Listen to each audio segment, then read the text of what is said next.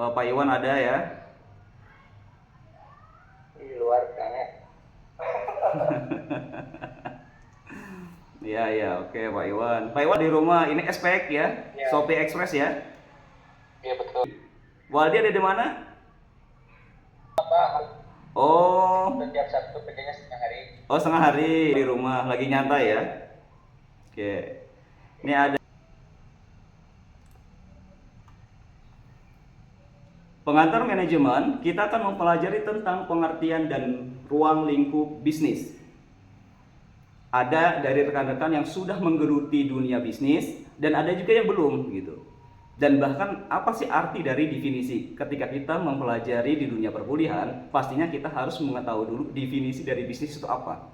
Selain kita langsung sudah mempraktekannya. Oh, bisnis itu identik dengan laba. Oh, bisnis itu identik dengan keuntungan atau profit. Nah, nanti akan kita bedah pada sore hari ini ya. Setelah mengikuti perkuliahan pada pertemuan ke-1 ini, mahasiswa diharapkan mampu: 1. Menjelaskan pengertian bisnis berdasarkan beberapa ahli. 2. Menjelaskan fungsi dasar bisnis. Kira-kira fungsi dasar bisnis itu apa aja ya? Yang ketiga, mengurai beberapa kegiatan bisnis. Keempat, menjelaskan maksud dan tujuan bisnis. Kelima, menguraikan pihak-pihak dalam pengelola bisnis. 6. Menguraikan tingkatan partisipasi bisnis. Berikut contoh perusahaannya. Yang ketujuh, menjelaskan lingkungan bisnis. Yang kedelapan, menjelaskan 5 indikator keberhasilan bisnis. Yang kesembilan, menggambarkan seluruh pembahasan perkuliahan sekaligus mampu mendiskusikannya. Jadi rekan-rekan, setelah nanti kita menjelaskan terkait definisinya, kemudian lainnya, nanti saya mengajak rekan-rekan untuk berdiskusi seputar pengantar bisnis tentang bagaimana kita harus berbisnis dengan sehat dan tentunya baik ya. Berikutnya, mengapa berbisnis penting? Yang pertama, berbisnis menghasilkan laba. Berbisnis menghasilkan laba. Kenapa dianggap penting? Karena dengan berbisnis kita menghasilkan laba. Laba artinya profit atau keuntungan. Kemudian bagaimana bisnis yang menghasilkan laba? Nanti kita pelajari juga. Kemudian mengapa bisnis itu penting? Bisnis merupakan bagian daripada memproduksi produk ya. Memproduksi produk. Jadi kalau misalkan kita mau berbisnis, ada yang wirausaha, dia menghasilkan atau mengcreate produk, menciptakan, dia membeli bahan baku, kemudian dia memproses sehingga menghasilkan produk.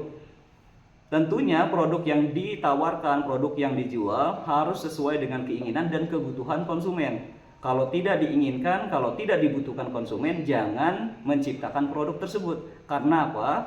Karena akan tidak laku di pasaran. Untuk menghasilkan suatu produk yang marketable, yang bisa mampu bersaing di pasar, tentunya kita sudah menganalisa kompetitor-kompetitor kita. Ya. Di sampel sini sudah ada gambar, ini menggambarkan tentang produk chicken. Seperti yang sudah kita ketahui, seperti yang sudah kita amati di sekitar kita, bahwa banyak sekali yang penjual chicken. Kenapa chicken ini banyak? Karena dibutuhkan oleh masyarakat, oleh konsumen. Banyak sekali nama-nama chicken saat ini bermunculan franchise karena apa? Karena menghasilkan laba. Kenapa produk ini semakin banyak diproduksi oleh wirausaha? Karena menghasilkan laba. Kemudian mengapa bisnis itu penting? Karena bisnis bisa menciptakan lapangan pekerjaan. Ini kunci daripada bisnis, bukan hanya untuk sendiri. Tentu bisnis ini akan menghasilkan kemaslahatan bagi orang banyak.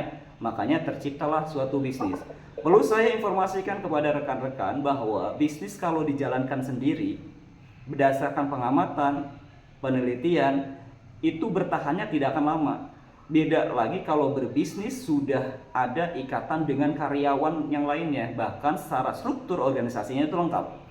Itu bisnis yang akan sustainable, yang akan berlangsung lama. Berikutnya yang terakhir adalah mengapa bisnis itu penting? Tentunya akan meningkatkan ekonomi secara nasional, bukan hanya pribadi, secara nasional. Kenapa? Karena kita bisa bayar pajak dan lain sebagainya. Penting ya karena sembako ini bagian dari kebutuhan dari masyarakat. Sepakat ya? Kenapa di sekitar kita banyak sekali sembako-sembako? Artinya bisnis sembako ini bisa dikatakan bisnis yang potensial. Bisnis adalah serangkaian usaha. Oke, bisnis adalah serangkaian usaha yang dilakukan satu orang atau kelompok.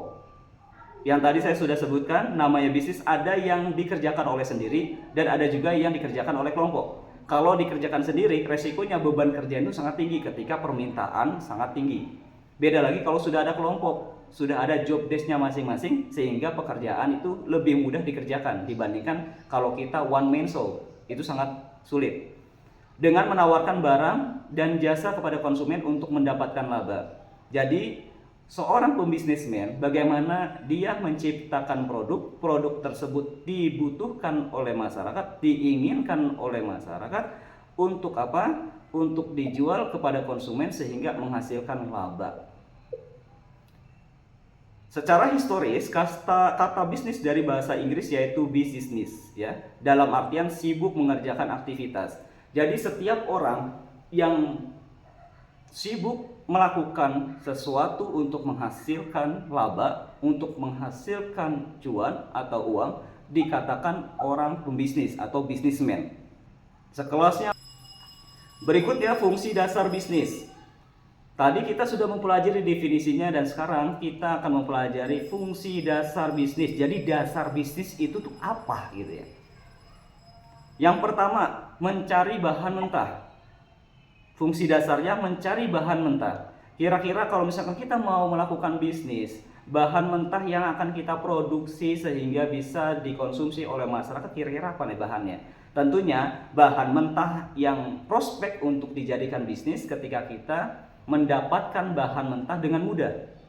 Kalau kita memproduksi suatu produk, kemudian bahan dasarnya itu sulit ditemukan, dipastikan usaha kita, bisnis kita tidak akan berjalan dengan lancar, dengan baik, karena bahan mentahnya pun sulit untuk kita cari gitu. Jadi kalau kita melakukan bisnis, carilah bahan mentah yang dianggap mudah di pasaran banyak dan hasilnya pun melimpah, itu bahan mentahnya. Jadi cari dulu bahan mentahnya. Yang kedua, setelah mencari bahan mentah, kita mengubah bahan mentah menjadi produk. Bagaimana caranya bahan mentah ini menjadi produk yang dibutuhkan oleh masyarakat? Yang ketiga, setelah produk jadi, bagaimana kita bisa menyalurkan barang ke tangan konsumen? Kalau kita melihat contoh di gambar ini, saya ilustrasikan di dunia bisnis usaha tahu. Bahan dasarnya adalah kedelai. Bahan dasar kedelai ini kita bisa peroleh kalau secara domestik mungkin stoknya itu sedikit. Kemudian bagaimana kalau di domestiknya sedikit, otomatis kita akan melakukan impor. Itu tidak tersedia atau stok barangnya sedikit. Kemudian di luar negeri harganya mahal, sehingga apa? Sehingga produsen menjualnya dengan harga mahal. Kemudian konsumen bagaimana ketika harga mahal? Ketika harga mahal. Nah, ini ada masuk ilmu ekonomi. Ketika harga mahal, permintaan konsumen akan menurun. Selanjutnya, setelah bahan kedelai kemudian diproduksi. Kita sudah tahu contoh ilustrasi dari gambar ini adalah bahan mentahnya ada kedelai. Kedelai difungsikan untuk menjadi salah satu produk, salah satunya adalah tahu. Diproduksi oleh pelaku usaha yang perlu saya ingatkan tadi, namanya usaha pembuatan tahu. Tidak mungkin dikerjakan oleh sendiri ketika permintaannya itu banyak.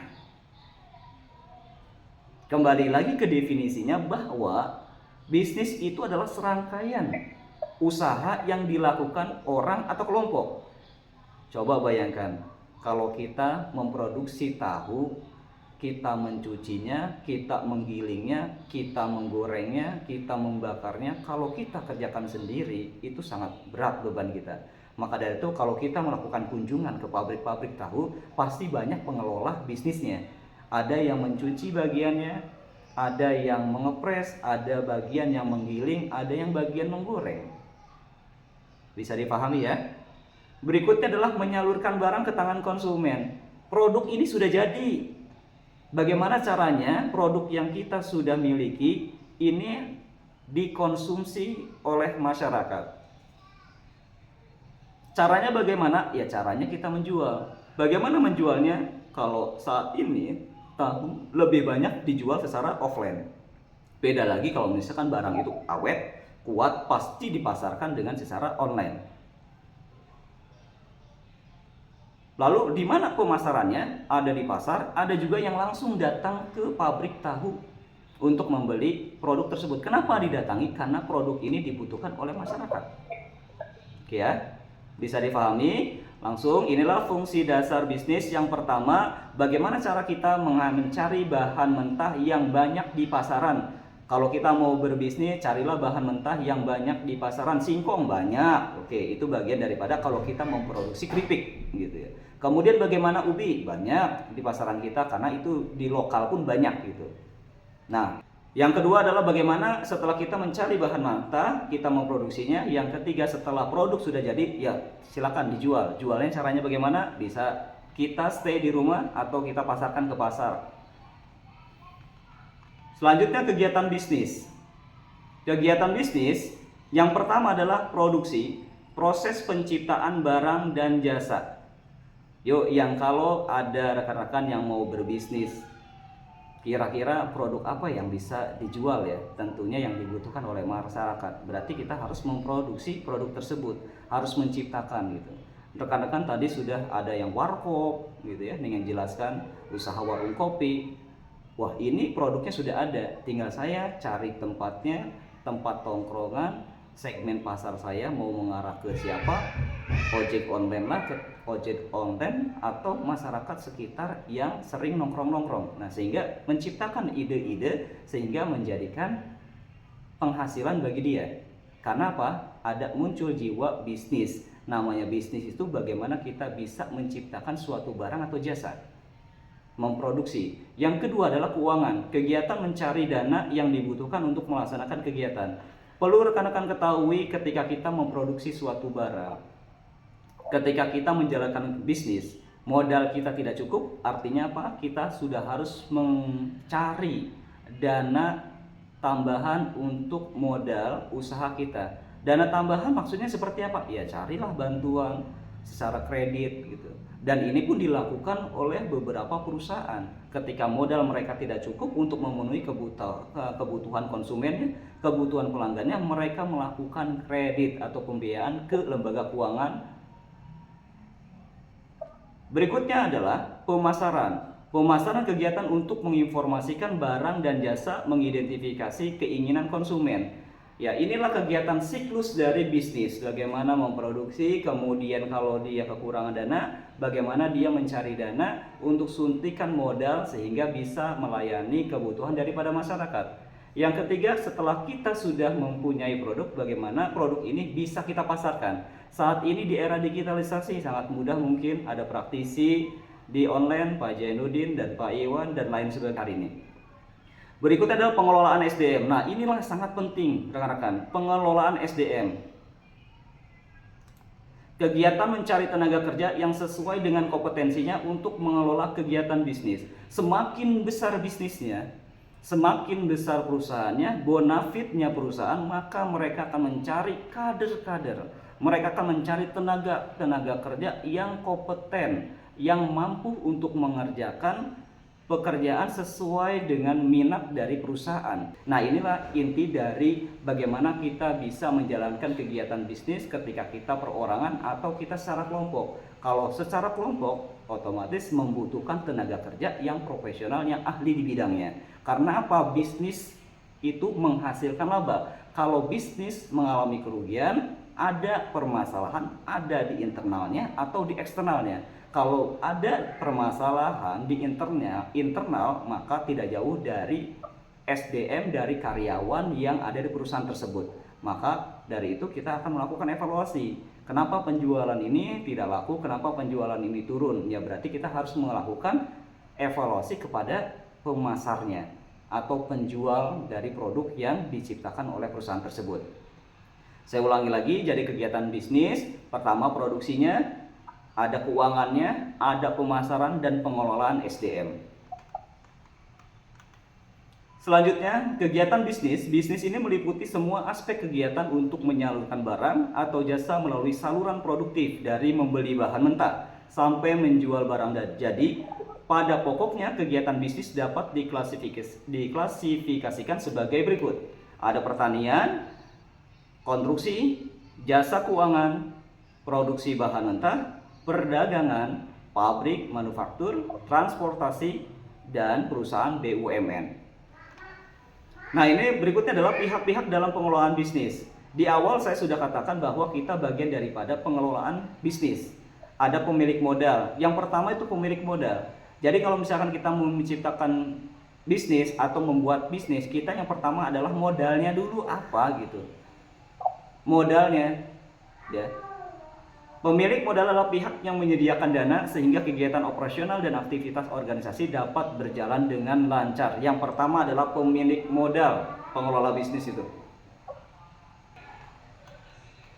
Berikutnya adalah tingkatan partisipasi. Wah, tingkatan partisipasi bisnis itu ada 4 rekan-rekan. Yang pertama itu domestik. Yang kedua internasional. Yang ketiga multinasional. Yang keempat global. Indomaret adalah domestik ya, karena kita sudah melihat penyebaran pangsa pasarnya domestik. Bisnis itu terdiri dari internal dan eksternal.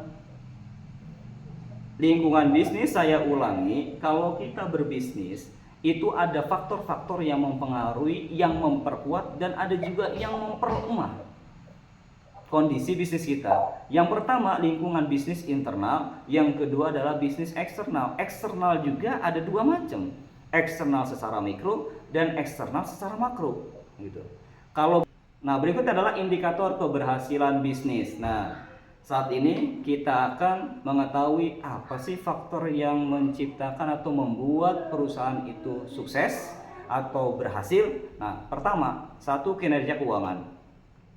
Meliputi laba atau keuntungan yang dapat dicapai dan produktivitas bisnis tersebut. Keuntungan merupakan selisih antara pendapatan yang diterima dari produk atau layanan yang diberikan pada pelanggan dan biaya yang harus dibayarkan perusahaan untuk menghasilkan produk atau layanan tersebut.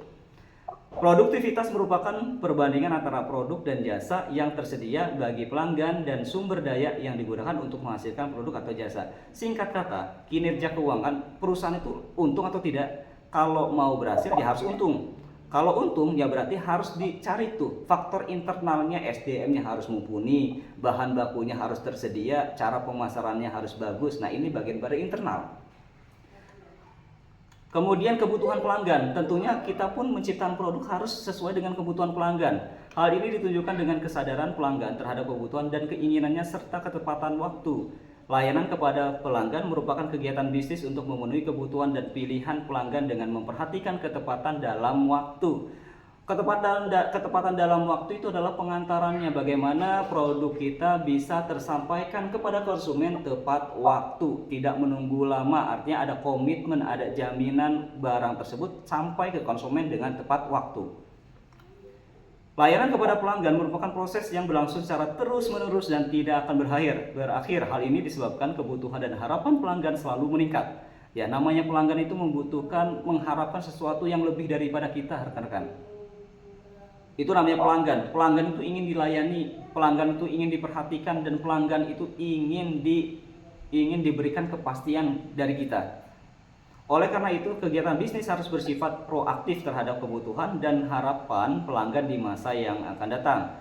Yang ketiga adalah kualitas produk dan jasa. Kualitas dan nilai merupakan fokus kegiatan bisnis saat ini. Pengelolaan kualitas selalu didasarkan pada filosofi yang dikenal dengan perbaikan secara terus-menerus. Nah, ini adalah rekan-rekan, ini menarik sekali. Kenapa kualitas itu harus dijaga dan kualitas itu harus dikembangkan? Karena apa? Ada produk-produk kompetitor di sekitar kita, mereka sudah melakukan pengembangan, mereka sudah melakukan development, mereka sudah melakukan perbaikan sehingga kita jangan sampai terkecoh dengan produk saat ini.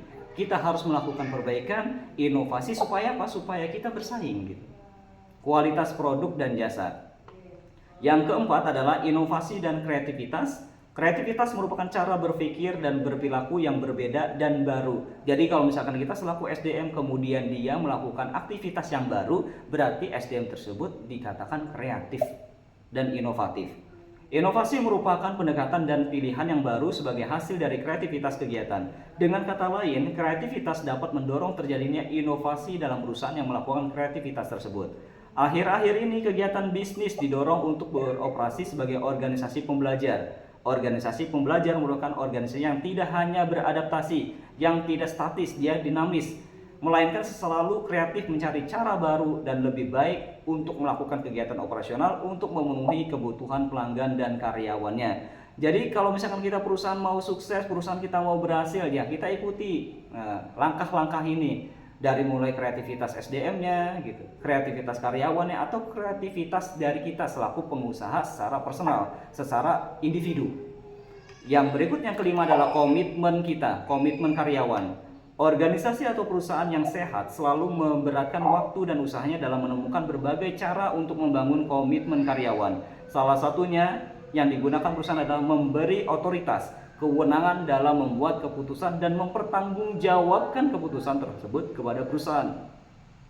Komitmen karyawan juga akan menguat apabila pemimpin memahami kemampuan kerja karyawan, menyesuaikan diri terhadap kebutuhan karyawan dan berusaha memenuhi kebutuhan karyawan tersebut. Nah, ini adalah cara bagaimana perusahaan kita supaya berhasil. Perlu diingat, yang pertama indikatornya adalah kinerja keuangannya harus untung. Yang kedua adalah kebutuhan pelanggan. Jadi kalau kita menciptakan produk harus sesuai dengan kebutuhan pelanggan, harus sesuai dengan kebutuhan konsumen.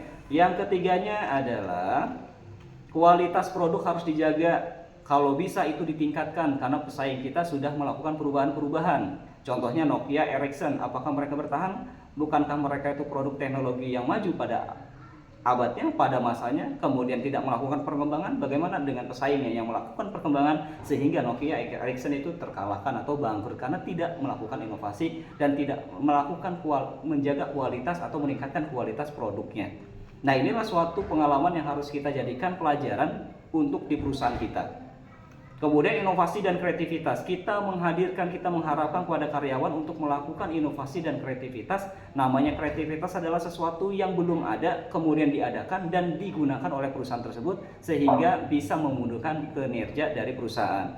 Yang kelima adalah komitmen karyawannya, dia mempunyai integritas yang tinggi, mereka amanah. Kalau misalkan karyawan kita sudah amanah, insya Allah perusahaan kita akan lebih baik. Percuma kalau untungnya besar, percuma kalau perusahaan kita gede labanya kalau ditilep, kalau dicuri oleh karyawan gitu.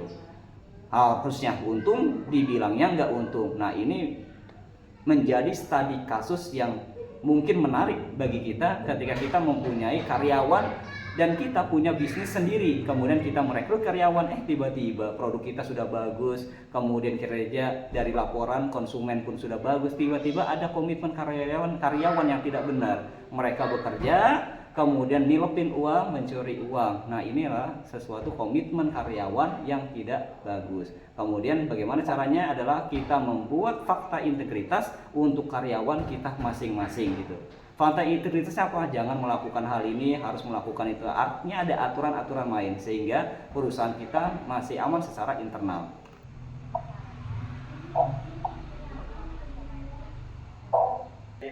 Silakan. Mungkin yang saya dapatkan dari materi Bapak kan kebetulan saya juga membantu orang tua saya yang Siap. dagang bisnis di warung kopi. Mungkin dari pelajaran Bapak mungkin saya alhamdulillah bisa merubah itu mempelajari untuk kedepannya ya. Iya. Saya pernah jualan minyak wangi. Oke. Jadi itu gak berjalan lama Pak. Itu hanya berjalan 1 bulan kalau nggak salah. Jadi emang itu kesalahannya dari salah satu strategi pemasaran, tidak menarget. Jadi tidak sesuai dengan target gitu Pak. Jadi wangi minyaknya itu seharusnya misalkan untuk anak muda ini kita dijualnya ke orang tua, ke yang tua-tua gitu Pak. Terus yang bisa ini sih yang paling jadi pelajaran untuk saya sih untuk mengelola keuangannya Pak, dari segi keuangan, terus segi pengolahan varian minyak wanginya gitu. Jadi kan produksi inovasi kreativitas itu ya. Jadi mungkin jadi kesalahan saya itu tidak berkreativitas cara memilih wangi minyak itu loh. Jadi sesuai targetnya wangi yang ini tuh cocoknya kemana, yang cocoknya kemana mungkin itu Pak. Oke. Kenapa Freagis ketawa ini? Oke. Mungkin itu aja. Siap. Nah, sebelum nanti saya tanya juga diskusi ke lainnya, ini menarik sekali nih. Jadi kita harus uji coba dulu gitu. Sebelum kita pasarkan lebih luas, produk kita uji coba dulu. Oke lah, produk kita cuma andalannya cuma satu wanginya. Wanginya cuma satu deh. Kemudian segmen pasarnya kita mau kemana? Ke orang tua kah? Ke orang tuanya itu ada dua kan, secara wanita atau laki-laki. Nah itu, laki-laki ini lebih cocoknya ke wangi apa ya? Jadi apa? Harus dianalisa dulu oleh kita. Betul ya Waldi ya? Jadi harus kita analisa dulu, harus mendetail untuk menciptakan suatu produk. Jadi analisa pasarnya itu. Umurnya berapa gitu, kalau misalnya untuk anak muda. Kemudian jenis kelaminnya perempuan atau laki-laki. Berarti uji coba dulu sebelum dipasarkan. Saya khawatirnya begini Waldi, ketika kita sudah mempunyai produk, kita tidak uji coba ke pelanggan atau calon pelanggan, silakan kamu deh coba dulu deh minyak wangi saya gitu. Apa respon mereka dulu? Kalau misalkan kata mereka meresponnya, Waldi kayaknya kurang deh, jangan berani untuk memproduksi secara massal. Ya, nah kira-kira Priagis ini udah mencoba nggak minyak wanginya Waldi? Belum Pak, nggak dikasih. Tuh Waldi, itu komentar itu, statement itu. Nah, statementnya dari Priagis. Bu Rizky, kalau lagi bisnis itu sama teman itu gak ada sistem sama teman bisnis ya tetap harus bayar. Wah, berarti Priagis ini nggak mau bayar ya, gitu. Oke. Nah, itu juga ada metodenya juga. Ini Pak sebenarnya. Oh, silakan. Ya silakan, nggak apa-apa sharing. Kecil-kecilan ya Pak. Saya udah tahu target pasarnya gimana. Terus saya beranjak ke online nih. Oke. Di online juga udah posting gitu, maksudnya udah di e-commerce ini udah ngebuat katalognya lah istilahnya ya. Iya. Nah, saya udah udah buka dari jam berapa sambil ngestok barangnya juga. Tapi dalam beberapa hari ini saya udah nge-share ke WA atau ke IG atau ke promosi. Tapi pelanggan dari online ini belum ada yang muncul. Nah, itu solusinya gimana tuh Pak? Oke. Ini menarik nih. Karena Fakih ini mempunyai usaha yang udah e-commerce, artinya udah digitalisasi. Dan di sini juga ada pengusaha online juga. Nanti kita akan sharing gitu. Kenapa sih penjualan dari Fakih yang sudah mempunyai produk ternyata pelanggan itu nggak muncul itu atau sedikit tuh, ya gitu ya. Nah di sini ada Pak Jaya juga. Nah Pak Jaya nanti saya minta juga untuk menjelaskan bahwa Pak Jaya sudah melakukan bisnis e-commerce gitu di beberapa akun. Nanti bisa menjelaskan trik, minimal beberapa trik saja supaya nanti yang Fakih tadi ada kesulitan untuk memasarkan secara online ya bisa nanti dijelaskan oleh Pak Jaya. Kalau dari saya pribadi tentunya pertama kita kalau misalkan sudah yakin dengan produk kita bahwa produk kita itu akan menang gitu, kita kalau misalkan mau menang di persaingan tidak lepas dari 3 variabel. Pertama variabel adalah varian produk kita, banyak atau tidaknya produk yang kita tawarkan. Yang kedua adalah harga kita itu bersaing atau tidak, lebih rendah atau lebih mahal. Yang ketiganya adalah layanan kita, kira kita quick respon atau tidak gitu. Kalau kita dunia online, kalau kita responnya lambat, otomatis si konsumen akan komplain. Kalau sudah komplain, ulasannya wadah luar biasa itu, negatif itu.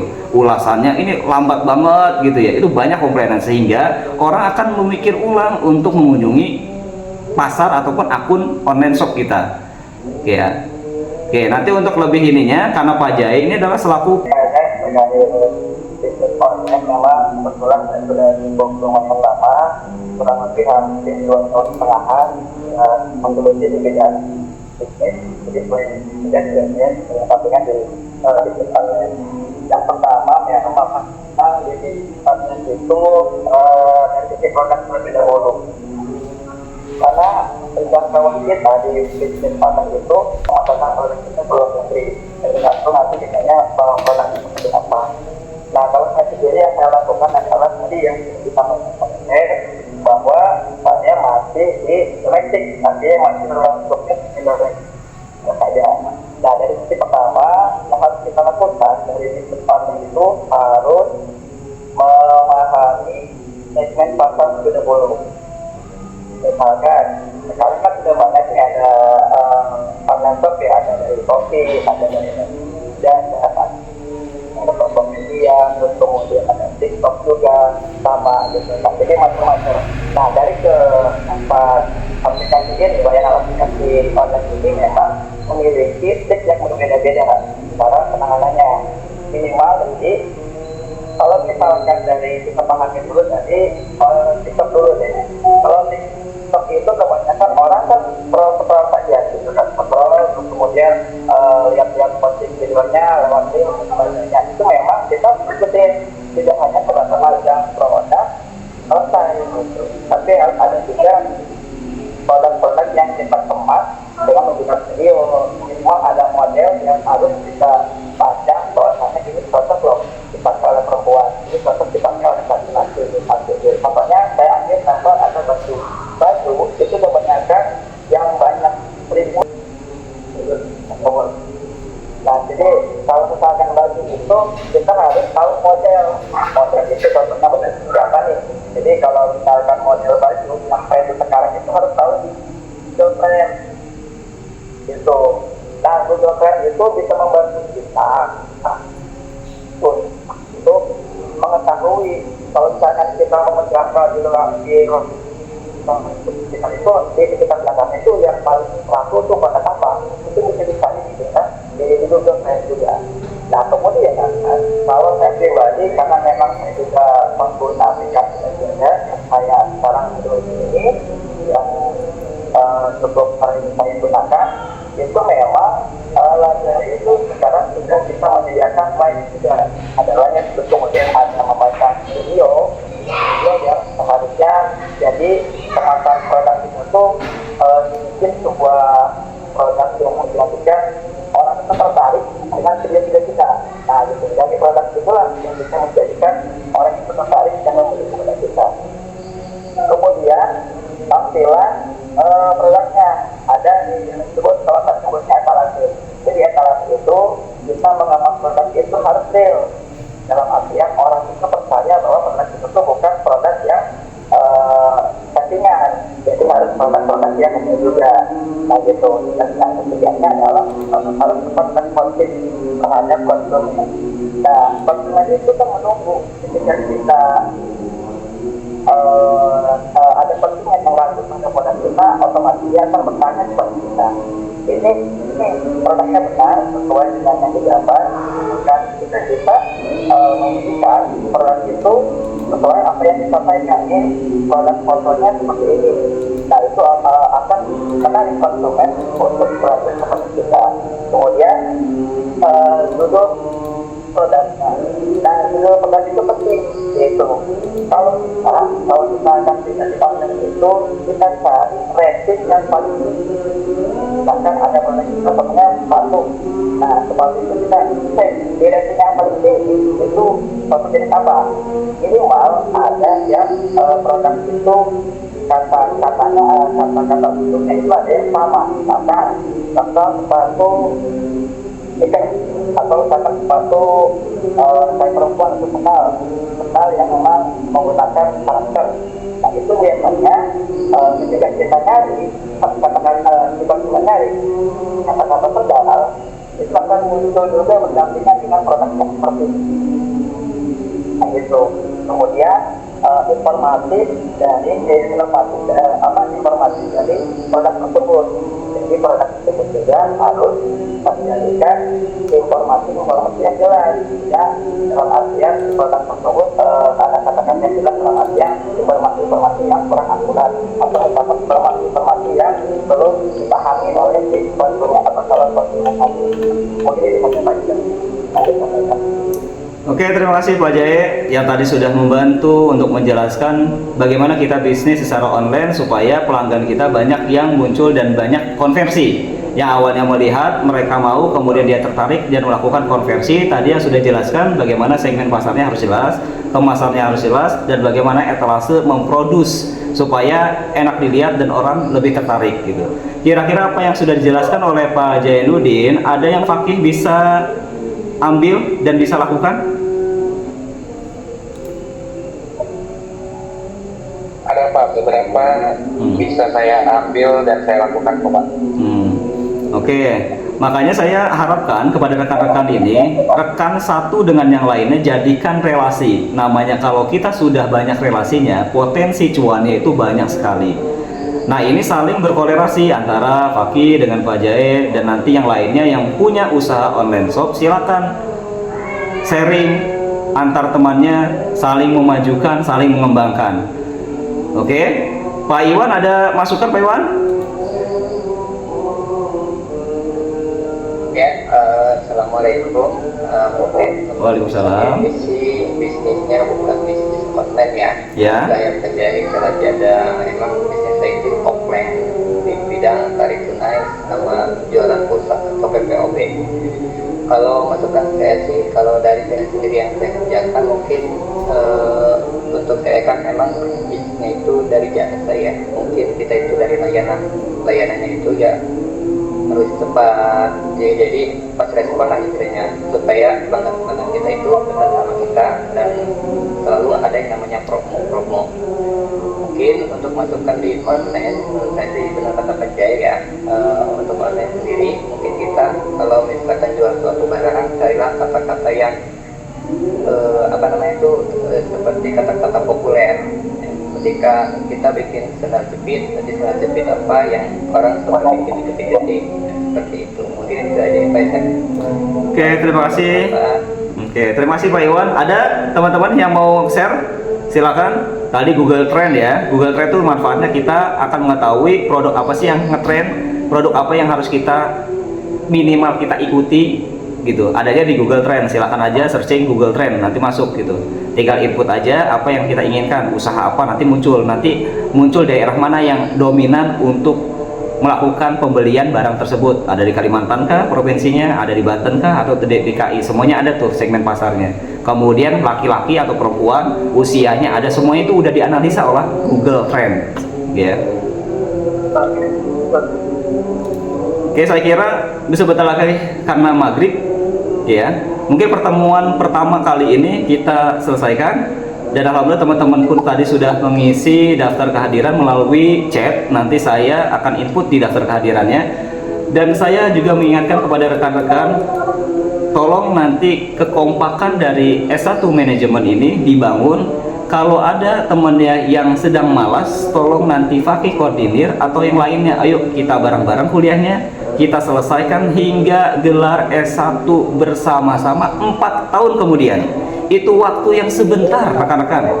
34 mahasiswa yang hadir. Jadikan potensi pasarnya yang berkekuatan dari relationship, pertemanan yang kuat, menciptakan ya rezeki yang melimpah nantinya.